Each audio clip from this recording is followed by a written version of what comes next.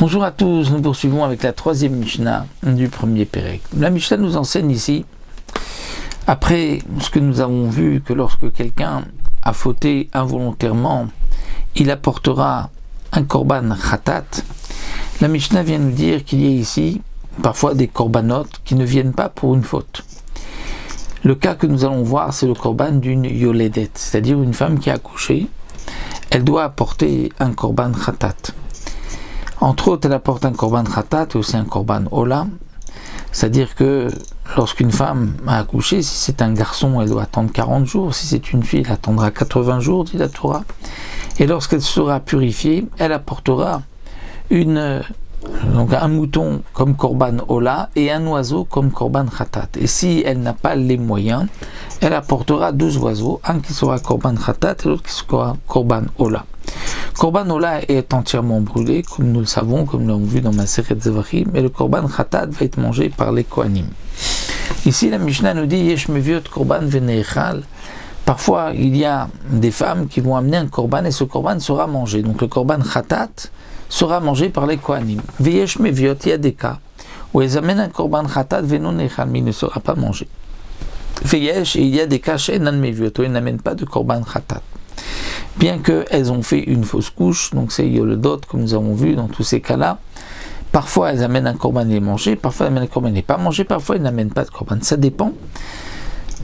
Qu'est-ce que la yoledet, donc la femme qui a accouché, lorsqu'elle a fait une fausse couche, c'est comme un accouchement, elle doit apporter un korban, mais ça dépend qu'est-ce qu'il y avait dans cette fausse couche, dans cet embryon, qu'est-ce qu'on a vu. Alors, Elomuviot korban vénéral, voici le cas des femmes qui ont accouché ou qui ont fait une fausse couche et qui vont apporter un korban. Donc si la femme a accouché un enfant, normalement, il n'y a pas de question, c'est sûr qu'elle apporte son korban.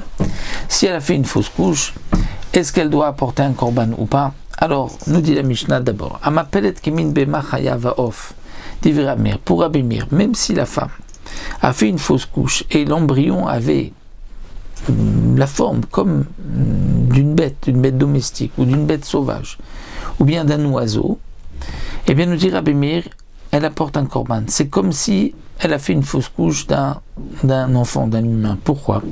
Parce que dans la Torah, c'est marqué aussi à propos des animaux, donc de la bête domestique, de la bête sauvage et de l'oiseau, c'est marqué aussi une yetzira, comme pour l'homme. Et donc c'est marqué Vayitzer Hashem Elokim idama kol chayat sadeh kol of hashamayim, Vayitzer aussi Hashem Elokim et Adam. Donc on retrouve le mot de yetzira pour l'homme, yetzira pour la bête. Donc pour Rabbi Meir, lorsque l'on trouve, après avoir donc inspecté, regardé ce qu'il y avait dans cette fausse couche, on voit qu'il y a la forme d'une bête, on apportera un korban comme si c'était un enfant, comme si c'était un humain. Chachamim omrim non. Achibo mitzurat adam, pour les chachamim, il faut qu'il y ait la tsura, une tsura humaine. C'est-à-dire que si on ne voit pas la tsura d'un homme, d'un humain, mais des animaux, là, eh bien, on n'apportera pas de korban. Parce que ce n'est pas considéré comme un vlad. Donc ce que nous avons vu ici, lorsqu'une femme a accouché, elle apportera un korban. Une femme qui a fait une fausse couche, elle doit apporter un korban, comme si elle avait accouché, mais à condition qu'il y ait une certaine forme. Quelle forme? Les Chachamim disent une forme humaine. Rabbi Meir dit même la forme d'une bête domestique, sauvage ou un oiseau, étant donné qu'à propos de ces animaux, c'est aussi marqué Yetzira comme pour l'homme. La Mishnah continue, nous dit ici Amapelet sandal. C'est-à-dire si une femme a fait une fausse couche, on retrouve sandal. C'est quoi sandal?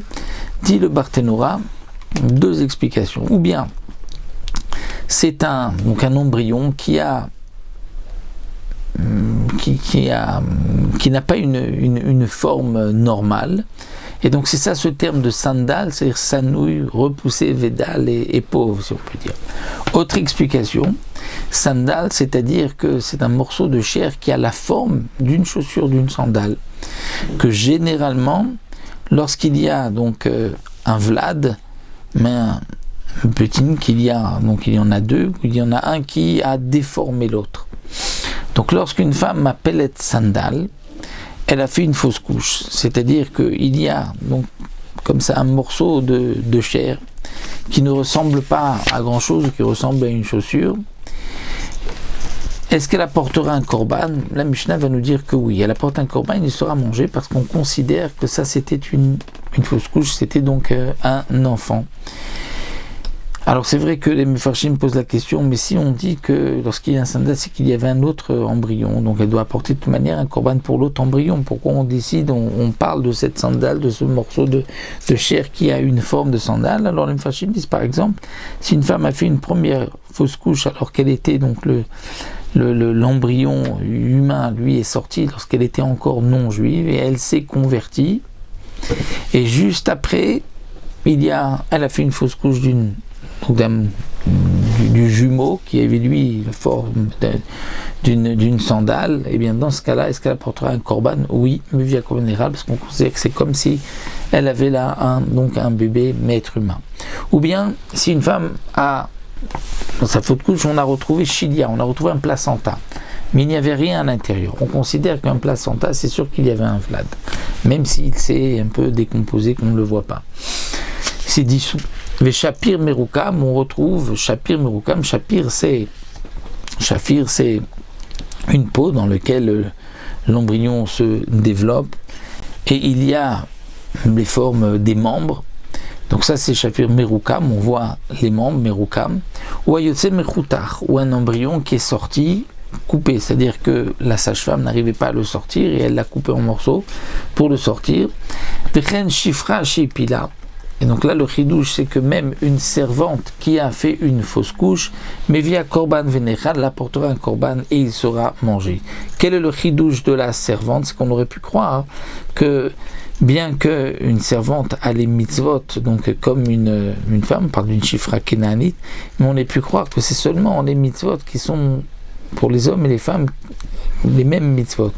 Mais comme ce din de Yoledet ne concerne que les femmes et pas les hommes, on aurait pu croire que pour la chifra, il n'y ait pas donc de din de korban. Malgré tout, la Mishnah mentionne qu'il y a un din de korban, donc pour tous les cas mentionnés, mais via korban vénéral, elle apporte un korban et il sera mangé. Donc ici, la Mishnah nous a enseigné le premier cas des femmes qui ont fait une fausse couche et qui vont devoir apporter un korban khatat, et ce korban khatat sera mangé parce qu'on considère que c'est un embryon qui est sorti un être humain, et donc pour cela on doit apporter le korban khatat et il sera mangé. Voici donc pour cette première Mishnah concernant le din de la fausse couche.